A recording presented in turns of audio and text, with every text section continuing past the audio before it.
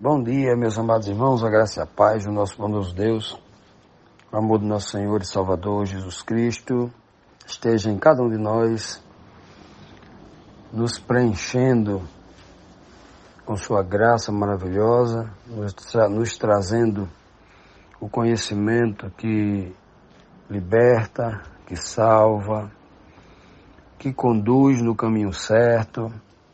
Tudo isso venha do nosso Deus através do nosso Senhor e Salvador Jesus Cristo, as nossas vidas, para que possamos compartilhar com aqueles que estão ao nosso lado, aqueles que o Senhor colocará em nossa jornada, em nosso caminho. Amados, vamos ao estudo da nossa lição bíblica diária. Hoje, terça-feira, vamos dar continuidade aqui ao estudo da nossa lição de Hebreus, que estamos estudando aqui o capítulo 6, onde o tema é ainda rudes ou pessoas melhores. Quando o apóstolo Paulo questiona sobre se o povo ainda continuava com aquela mentalidade rudimentar dos hebreus, daquela religiosidade presa aos costumes, às tradições, à letra morta, ou se eles iriam, ser melhores em Cristo Jesus, na nova aliança, na era do Espírito, quando o Senhor estava disposto a batizar qualquer um que fosse sincero para viver uma nova vida como uma nova criatura.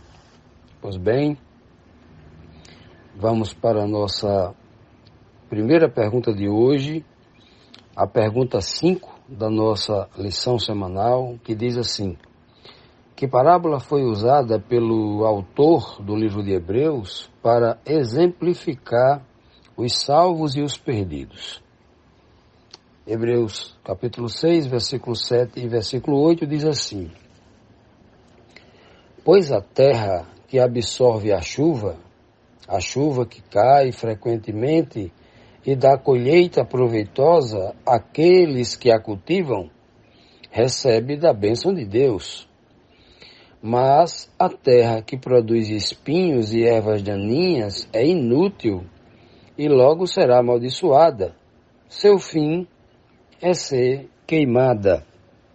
Veja que parábola, Que comparação.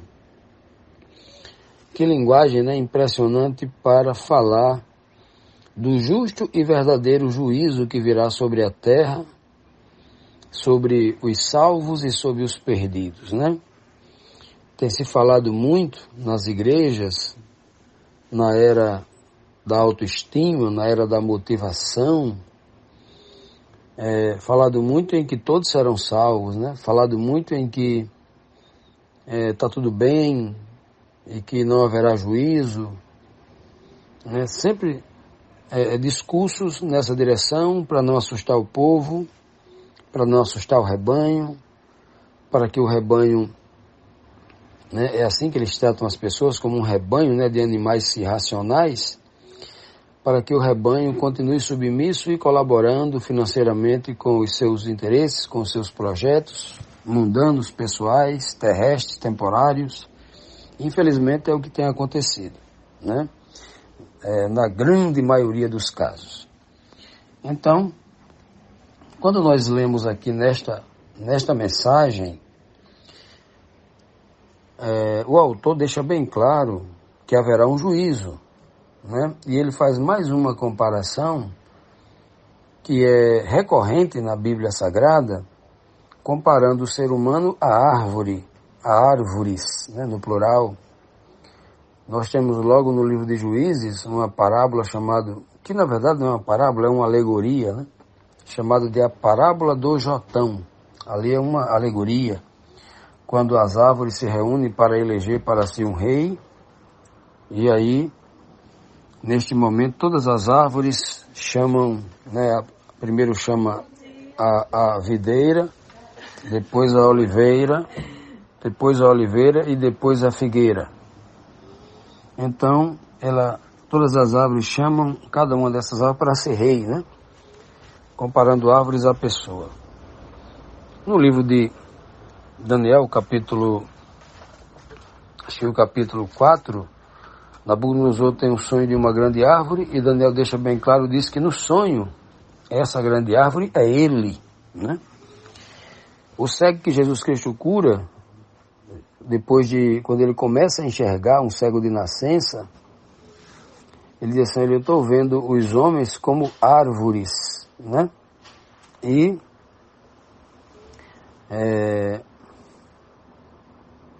quando a gente vai para o capítulo 15 de João, o próprio Cristo diz, eu sou a videira, ele mesmo se compara a uma árvore, né? E centenas de outros versos na Bíblia, o Apocalipse traz muito esse símbolo, quando diz que as pragas que cairão sobre a terra, em algumas das pragas, olha, não derrame sobre as árvores, sem nenhuma erva verde por enquanto, né? Especificamente ele diz, né, quem são. E daí por diante. Então quando Paulo diz, falando de chuva, que o planeta Terra absorve a chuva, né? Que cai frequentemente, cai sobre quem a chuva? Como diz o livro dos Salmos, né? O Senhor manda chuva sobre justos e injustos, sobre aqueles que serão salvos e sobre aqueles que se perderão por sua própria escolha, né? Então, ele diz aqui primeiramente que quando a terra absorve essa chuva, que a chuva tem uma grande tipologia do Espírito de Deus, né? Que convence o homem do pecado, da justiça e do juízo, todos, justos e injustos, já ouviram alguma vez a voz do Espírito de Deus lhe tocando a fazer o certo, a se converter a Cristo, todos sem exceção. Então, aqueles que ouvem a palavra de Deus e absorvem, aceitam e permitem que esse poder se transforme em suas vidas, eles terão aqui, como diz Paulo, uma colheita proveitosa, né? Para aqueles que a cultivam. Veja que cultivar é uma escolha do agricultor. Então, aqueles que escolhem cultivar a palavra de Deus, a semente que é a palavra de Deus, nos corações. Então, esses, diz aqui o apóstolo Paulo, que esses recebem a bênção de Deus. Mas aquela parte da terra que apenas produz, olha o nível, o tipo de árvore, ó, espinhos e ervas daninhas. Inclusive, essa referência é muito clara, quando, lá no livro do Gênesis, quando Adão comete o pecado, né? A Bíblia é clara em dizer que a partir dali, a terra começou a produzir espinhos e abrolhos. Ervas daninhas, né? Ou seja, a natureza começou a produzir uma planta estranha, fruto do pecado de Adão, a quem o Senhor havia entregue toda a administração do jardim do Éden e da terra. Então, nas Escrituras, espinhos é uma tipologia de pecado. Erva daninha são as atrações do mundo que envolvem o homem, né? Que intoxica o homem, que adoece o homem. Tudo isso são tipologias que a Bíblia traz de uma forma muito interessante, né? E o texto diz que para essas pessoas, que são comparadas a espinhos e ervas daninhas, ou comparado ao seu caráter, né, é inútil e logo será amaldiçoada. Seu fim é ser queimada. Assim como ninguém cultiva, né, uma erva daninha, e ninguém cultiva no seu quintal um espinheiro, porque vai furar o pé dos seus filhos, da mesma forma só serve para uma coisa, para ser queimado, né, para evitar um mal a si e aos seus. Da mesma forma é o que ocorrerá com todos os homens do planeta Terra que o Senhor fará passar pelo seu juízo. Continuando, meus irmãos, vamos aqui para a próxima pergunta, a pergunta 6, que diz assim: apesar da ameaça religiosa, que reconhecimento vem da parte de Deus? Vamos agora para o versículo 10, Hebreus 6, versículo 10, que diz assim: Deus não é injusto, Ele não se esquecerá do trabalho de vocês e do amor que demonstraram por Ele, pois ajudaram os santos e continuam a ajudá-los.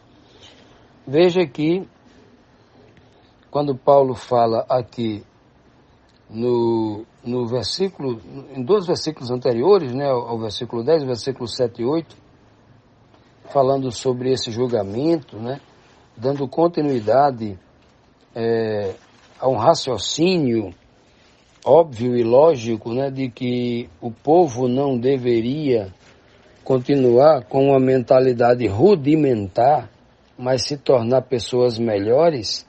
Paulo agora está dizendo assim: olha, coloquem uma coisa na mente de vocês, né, para que isso não deixem a mente de vocês intranquilas. Vocês precisam ficar em paz com uma verdade que deva estar latente na mente de vocês, que Deus não é injusto.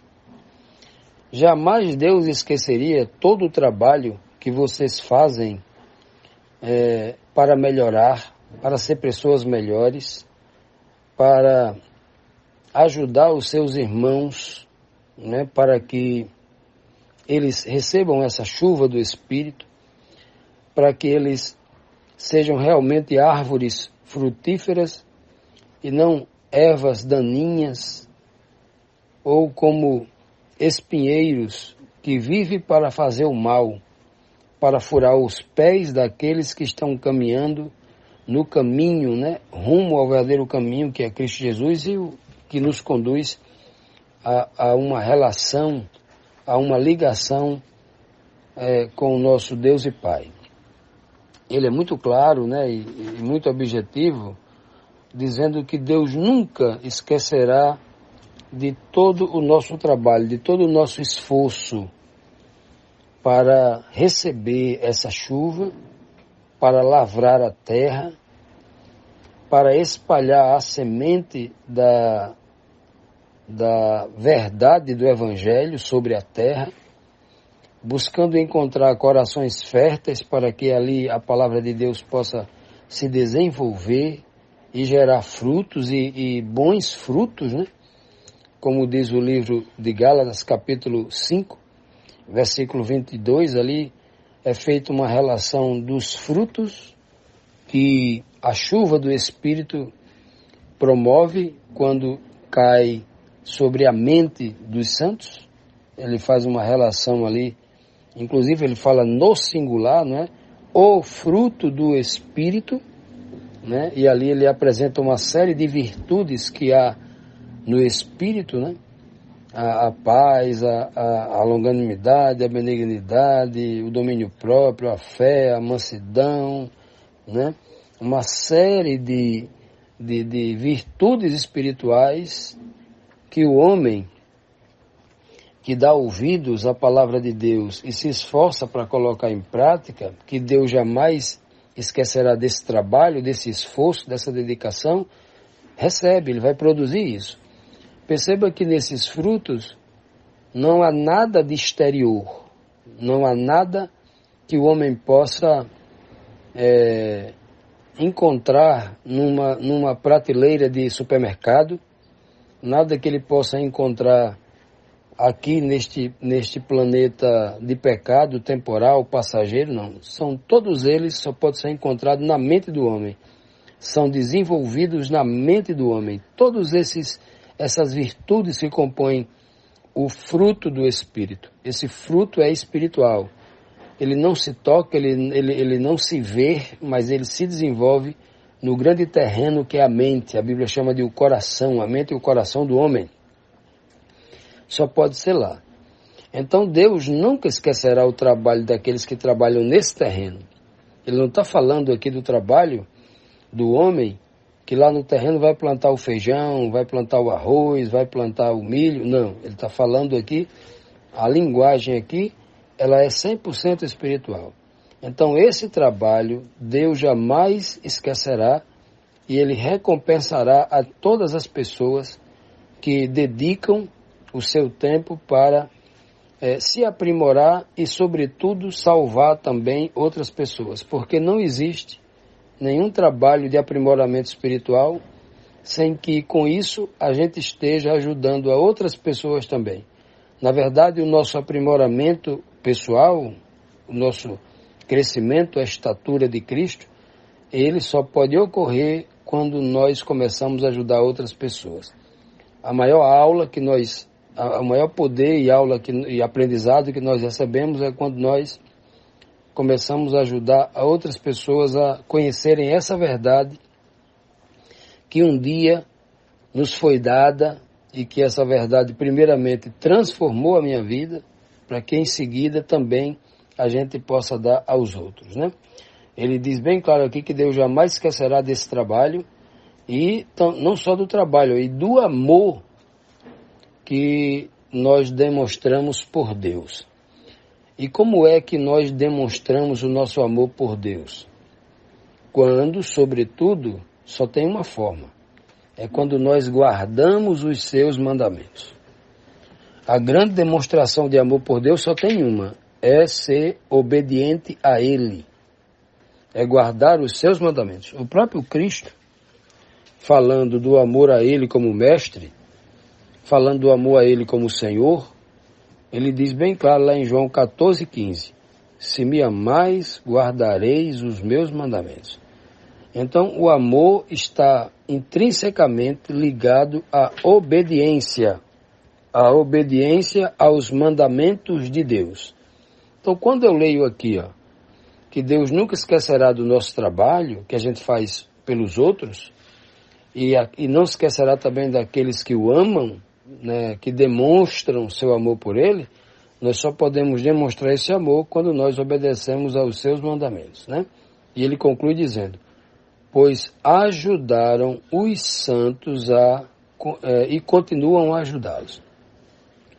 Então, como é que nós devemos ajudar os santos? De duas formas. Primeira forma é trabalhando em prol deles, ensinando, amando, dando exemplo e, sobretudo, segundo ponto, amando a Deus, guardando os seus mandamentos. Porque quando nós guardamos os mandamentos de Deus, a gente influencia outras pessoas também a fazerem isso, porque o mundo entende que é impossível guardar os mandamentos de Deus.